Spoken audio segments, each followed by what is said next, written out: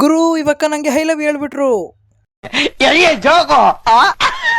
ಆ ಥರ ಎಲ್ಲ ಏನಿಲ್ಲ, ನಾನು ಜಸ್ಟ್ ಸುಮ್ಮನೆ ಅಂದೆ. ಎಲ್ಲರಿಗೂ ಸ್ವಾಗತ ನನ್ನ ಎರಡನೇ ಮಿನಿ ಬ್ಲಾಗ್ಗೆ. ರೀಸೆಂಟ್ ಆಗಿ ನಮ್ಮ ಕಾಲೇಜ್ ಅವರು ನಮ್ಮನ್ನೆಲ್ಲರನ್ನು ಎಕ್ಸಿಬಿಷನ್ ಕರ್ಕೊಂಡು ಹೋಗ್ತೀನಿ ಅಂತ ಹೇಳ್ಬಿಟ್ಟು ಅಲ್ಲಿ ಕರ್ಕೊಂಡೋಗಿ ಬಿಟ್ಬಿಟ್ರು. ಸೀರಿಯಸ್ ಆಗಿ ಅಲ್ಲಿ ಹೋದಾಗ ನಾವು ಎಕ್ಸಿಬಿಷನರಿ ಐಟಮ್ಸ್ ನೋಡ್ತಿರಲ್ಲ, ಎಲ್ಲರೂ ಬಾರೋ ಆ ಹುಡುಗಿ ನೋಡೋಣ ಈ ಹುಡುಗಿ ನೋಡೋಣ ಅಂತಲೇ ಇದ್ರು.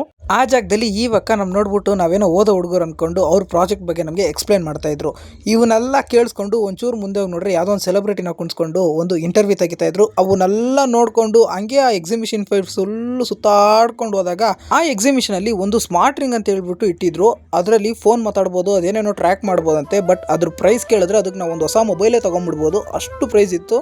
ಹಂಗೆ ಮಿಕ್ಕಿದ್ದೇನೇನೋ ಇಟ್ಟಿದ್ರು, ಅವನ್ನೆಲ್ಲ ನೋಡಿಕೊಂಡು ಒಂಚೂರು ಎಂಜಾಯ್ ಮಾಡಿಕೊಂಡು ಬೇರೆ ಕಡೆ ಹೋದಾಗ ಈ ಹುಡುಗ ಬೆರಿ ಗಾಳಿನ ಮುಟ್ತಾ ಇದ್ದ. ನೋಡ್ರೆ 3D ವಿಷನ್ ಅಂತೆ. ನಾನು ಟ್ರೈ ಮಾಡೋಣ ಅಂತ ಅದನ್ನ ಹಾಕ್ಕೊಂಡೆ.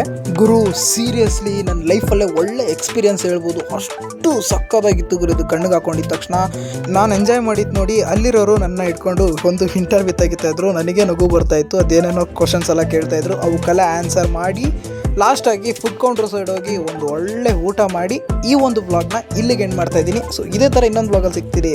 Bye guys.